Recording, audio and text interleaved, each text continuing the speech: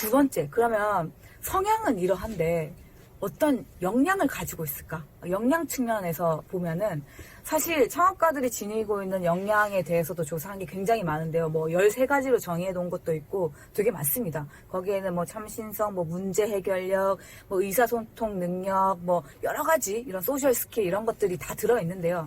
일단 그걸 다 빼고 가장 공통적으로 사람들이 하나를 꼽으라고 했을 때 나온 게 바로 opportunity recognition이라고 해서 기회를 인지하는 능력입니다. 여기 제가 명언을 하나 써놓긴 했는데 A wise man will make more opportunity than he finds. 이 얘기가 똑똑한 사람은 그가 찾는 것보다 더 많은 기회를 찾을 수 있는 사람이다 라고 프랜시스 베이컨이라는 사람이 이렇게 이야기를 했습니다. 이분이 아는 것이 힘이다 라고 얘기한 그 분이거든요. 그래서 이런 남들이 보지 못하는 생각하지 못했던 뭔가를 좀 기민하게 민첩하게 그리고 조금 빠르게 볼 수 있는 그런 능력. 그래서 세상에 막 궁금한 것도 많고 뭘 해보면 좋을까라고 평소에 생각하는 사람들이 스타트업이 될 확률이 높다라는 거죠. 이게 얼마나 중요한지 학자들끼리는 이 오퍼튜니티에 대해서 굉장히 오퍼튜니티에 대한 정의로만도 되게 많이 싸웁니다. 어떤 학자는 커즈너 같은 경우는 기회는 발견되는 거다. 기존에 이미 있는데 우리가 다 못 보고 지나치는데 누군가에서 발견되는 거다. 이렇게 이야기를 했고요. 또 슌페터, 유명한 슌페터, 파괴적 혁신이라고 얘기했던 슌페터 같은 경우는 아니다. 기회는 없던 것에서 만들어지는 거다.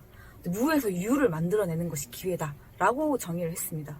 또 다른 학자들은 아니다. 이 두 가지가 다 복합적으로 뭔가 어떤 과정 속에서 만들어지는 산물이다. 이렇게 이제 정의를 하기도 했습니다. 뭐가 맞느냐라는 것도 역시나 답이 없고요. 내가 어떤 관점으로 보느냐에 따라 다를 것 같습니다. 그만큼 기회인지라는 게 굉장히 중요한 거라는 거죠. 그래서 셰인 벤카타라만이라는 또 유명한 학자가 있는데요. 이분은 물어봤어요. 이분의 질문이 이거였죠. 왜 그런데 이 중요한 기회를 왜 누구는 보고 누구는 보지 못하지? 그쵸. 우리 똑같이 학교에서 공부했고, 사회생활을 했고, 조직생활을 하는데, 왜 누구는 보고, 누구는 보지 못할까요? 일단은, 이분이 얘기하기로는, 그 사람이 가지고 있는 개인적인 역량도 있겠지만, 그리고 그 사람이 했던 경험, 그 사람이 배워왔던 것, 주변의 사람, 이런 그 개개인마다 가지고 있는 정보가 다 다른데 이런 정보에 대해서 내가 얼마나 가치를 부여하느냐에 따라서 이 기회를 누구는 볼 수 있고 누구는 볼 수 없다라고 이야기를 하더라고요. 그만큼 내가 얼마나 갖고 있느냐를 잘 생각해 보는 것. 사실은 이런 게 진로를 선택함에 있어서도 보통 이렇게 얘기하잖아요. 내가 누구이고 내가 뭘 좋아하는지를 한번 제일 먼저 생각해 봐야 된다라고 이야기를 하는데 창업함에 스타트업을 함에 있어서도 그렇게 내가 뭘 알고 있고 나에게 어떤 경험이 있고 내가 뭘 하고 싶은지에 대한 이런 사전 지식에 따라서 내가 기회를 인지를 하는 그러니까 태도죠. 기회를 이렇게 찾겠다라는 이 태도가 더해져서 기회를 발견하는 능력이 생겨나게 된다라는 거죠. 그리고 나서 이렇게 기회를 인지하게 되면은 요즘 말하는 그 융합 과 관련된 그런 기술 또는 아이디어, 상품 이런 것들이 생겨난다는 거죠. 그래서 요즘 굉장히 이런 창의적 융합이 타 분야 간의 창의적 융합이 굉장히 중요해지잖아요. 이것은 이런 스타트업을 할 때 기회를 그러니까 여러 가지 분야에 대해서 바라보면서 거기에서 어떤 기회가 있는지를 보려고 하는 이런 태도와 능력이 많이 이제 작용을 하게 된다라는 거죠. 스타트업들은 이런 데 되게 기민한 편이다라고 봅니다. 세 번째는 이 사람들이 조직을 이제 스타트업을 딱 설립을 하고 났을 때 운영 방식이에요. 사고 방식이에요. 이것도 조금 우리가 알고 있는 기존의 대기업과는 좀 다른 측면이 있는데요. 이걸 이제 학문적 용어로는 코제이션 그리고 이펙추에이션이라고 이야기를 합니다. 코제이션은 우리말로 하자면은 어떤 고를 선정하는 거예요. 목표를 선정하고 이 목표를 선정하기 위해서 내가 갖고 있는 자원을 활용하는 능력인 거죠. 그래서 보통은 매니저리얼 띵킹이라고 해서 이거를 어떻게 하면 잘 할당하고 배분하고 해서 내가 설정한 목표에 효율적으로 다가갈 것이냐 이거를 이제 많이 생각하는 사고방식. 보통 우리가 이걸 많이 하죠. 어떤 내가 원하는 목표를 딱 선정해놓고 이걸 잘하기 위한 것들을 막 내가 갖고 있는 것을 이렇게 찾습니다. 그런데 이펙추에이션 창업 기업들, 스타트업에서 많이 활용하고 있는 사고방식은 조금 다른데요. 이거를 우리가 entrepreneurial thinking이라고 이야기를 합니다. 우리말로 말하기가, 이렇게 해석하기가 되게 어려운데, 일단은 효과 내기라고 보통 많이 이야기를 하고 있습니다. 근데 그거는 그냥 저희가 그냥 한 얘기고요. 일단, effectuation은 좀 다릅니다. 얘는 고를 세팅하고 이걸 하기 위해서 하잖아요. 근데 창업기업들은 일단 고를 먼저 세팅을 하는 게 아니라요. 현재 이 시점에서, 왜냐면 그들이 가지고 있는 자원은 되게 적거든요. 되게 제한된 자원을 가지고, 인원도 작고, 가지고 있는 자본도 작잖아요. 여기 있는 여러 가지 이런 자원들을 어떻게 잘 조합해서 뭔가 새로운 것, 우리가 기존에 생각하지 못했던 어떤 새로운 걸 만들 수 있을까를 생각합니다.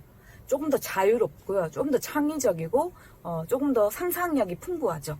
그래서 이러한 사고방식으로 운영을 하다 보니 이쪽 기본 골은 바뀌는 게 없겠죠. 이미 여기서 설정이 되어버렸는데 얘는 과정 속에서 이걸 이렇게 조합할 수도 있고 이렇게 조합할 수도 있고 이렇게 조합을 하는 과정 속에서 굉장히 다양한 여러 가지 결과들이 나오게 된다는 거죠. 그래서 이게 바로 우리가 창의적 이런 학습을 할 때도 쓰는 방법 중에 하나죠. 이런 식으로 운영을 하는 패턴을 좀 가지고 있습니다. 한 예로 요거 되게 저희 예를 많이 드는데 이게 뭐라 보이시나요? 네, 냉장고죠. 요즘 되게 유명했던, 요즘은 잘 모르겠지만, 네, 냉장고를 부탁해라는 프로그램 아실 거예요. 여기서, 커뮤니션 같은 생각은 뭐냐면, 딱 냉장고를 봤을 때, 이 냉장고에 있는 재료를 먼저 보는 게 아니라, 오늘은 갈비찜을 만들어야 되겠다. 그럼 갈비찜을 만들기 위해서 무슨 재료를 써야 되지 하고 여기서 이제 꺼내 쓰는 거죠. 여기서 개인의 취향에 따라 좀 더 뭘 많이 넣을 수도 있고 적게 넣을 수도 있겠죠. 근데 effectuation thinking 같은 경우는요, 이 냉장고를 딱 보면서 갈비찜을 먼저 만들어야 되겠다 생각을 하는 게 아니라요. 지금 여기에 있는 걸로 뭔가 재밌고 새롭고 맛있는 걸 만들 수 있을까? 이렇게 생각을 하는 사고방식입니다. 그래서 기존에 우리가 그런 생각에 갇힌 게 아니라 좀 개방된 상태에서 유연하게 뭔가를 만들어낼 수 있는 그런 방식을 채택하고 있다는 거죠. 우리는 이렇게 살고 있나요? 우리는 사실 익숙하지 않아요. 익숙하지 않은데 뭔가 스타트업을 떠올렸을 때 그런 혁신적이고 창의적이고 새롭다라는 게 바로 이러한 사고방식에서 나온 게 아닐까라는 생각이 듭니다. 그리고 이제 마지막으로요, 조직을 운영하는 방법입니다. 조직을 운영하는 방법이 기존 대기업하고는 조금 다릅니다. 왜냐면은 아까 제가 에릭 위스라는 학자가 이렇게 잠깐 언급을 했었는데요. 일단 불확실한 상황에서 아무것도 예측을 할 수 없는 상황에서 뭔가 검증되지 않은 뭔가를, 그러니까 아무도 답을 모를 때, 그러니까 불확실성이 크다라는 경우는 그 누구도 이게 맞는 거다 아니면 맞지 않는 거다라는 정답을 모를 때 쓰는 방법이에요. 그렇기 때문에 일단 뭔가 해보자라는 거죠. 거창한 사업 계획서를 만들어서 그 기획대로 움직이는 게 아니라 일단 작게 뭔가 하나 프로토타입이든 이런 것들을 작게 하나를 만들어서 테스트를 해보면서 계속 바꾸어 가자는 겁니다. 왜 이렇게 할까요? 왜 이런 방식을 스타트업에서는 많이 채택을 할까요? 왜냐면 첫 번째로는 너무 빨리 바뀝니다, 세상이. 그래서 완벽한 사업계획서를 쓰다가 이미 다른 경쟁자가 나와버려요. 그렇기 때문에 요즘은 그렇게 해서는 안 된다라는 것들을 많이 알고 있고요. 또 하나는 사실 거창하게 만들 기술이라든지 이런 자본이 지금 현재 없는 상황일 수도 있습니다. 그래서 이걸 해보고 테스트를 해보고 어느 정도 가능성이 나오면 투자를 받아서 본격적으로 또 진행을 하고 또 거기서 또 테스트를 한 다음에 그 다음 투자를 받고 디벨롭을 하고 이런 식으로 진행을 하는 거죠. 그래서 미리 결과를 알 수 없는 문제 같은 경우는 이 린 스타트업 이런 방식을 많이 씁니다. 여기 보면 제가 MVP라고 해서 미니멈 바이어블 프로덕트라고 써뒀는데요. 이게 우리말로 하자면은 최소 존속 제품. 조금 더 쉽게 얘기하면은 그 프로토타입이 될 수도 있고 지금 시제품이 될 수도 있는데 시제품보다는 조금 더 완성이 덜 된 거죠. 즉 되게 군더더기를 뺀 아주 정말로 테스트만 가능한 이런 뭔가를 하나를 생산품을 만들어서 이것을 실제로 고객들에게 이걸 한번 그 검증을 해보는 겁니다. 시장의 검증을 받아보는 거예요. 그러면서 내가 생각했던 이 아이디어와 제품이 그들의 문제를 해결해 주느냐 마느냐에 대한 결과를 먼저 1차적으로 얻습니다. 그리고 이게 오케이, 고객들이 이걸 필요로 해 라는 확신이 들었을 때 이제 그 다음 정말 더 구체적인 기술을 또 들어가는 거죠.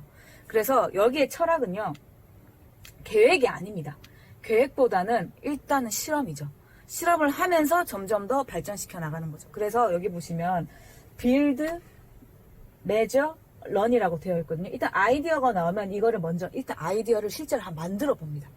이걸 만들고요. 그리고 나서 아주 간단한 MVP를 만들어서 얘를 가지고 시장에 직접 가서 고객들을 실제로 만납니다. 만나서 측정을 해요. 측정을 해서 여기에 대한 데이터를 얻는 거죠. 그러니까 현장에 살아있는 데이터를 얻습니다. 기존에 여기선 중요하게 시작을 할 때요. 기존에 있는 데이터를 활용하지 않아요. 뭐 수많은 데이터를 활용해서 그걸 통해서 빌드를 하는 게 아니라 일단 아이디어를 가지고 하면서 데이터를 얻어서 이걸 가지고 학습을 해서 또 피드백을 받고 그 다음 단계 go, stop or pivot 이렇게 이제 결정을 하는 거죠. 그래서 이 빌드 메저 런 단계를 할 때 보통은 이 세 단계를 거쳐요. 첫 번째는 일단 내가 생각해낸 이 아이디어가 정말로 고객의 문제를 해결해주는 해결책이 맞느냐? 아닐 수도 있잖아요. 그렇죠? 생각해보면 우리가 문제를 해결해주는 해결책이라고 딱 시장에 냈는데 이게 전혀 고객에겐 필요 없는 것일 때도 많아요. 그래서 스타트업들이 망하는 가장 첫 번째 이유가 뭐냐면 실제로 조사를 했더니 시장에 수요가 없다라는 거였습니다. 너무 놀랍지 않나요? 대부분 스타트업을 하게 되면은 자기 아이디어에 굉장히 빠지게 돼요. 몰입하게 되거든요. 그러면 자꾸 다른 주변의 시선을 잃어버릴 수밖에 없습니다. 거기에 너무 몰입을 하게 되기 때문에.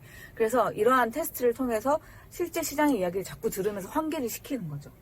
두 번째, 만약에 이게 맞아요. 내가 생각한 가설이 설계가 맞았어요. 맞았으면 두 번째는 이 해결책이 그러니까 확장성이 가능한가를 보는 거죠. 그 확장성은 이제 완전 큰 확장성은 맨 마지막 단계지만 이게 지금 내가 설정한 타겟 시장에 적합하냐 적합하지 않느냐를 두 번째로 또 한번 봅니다.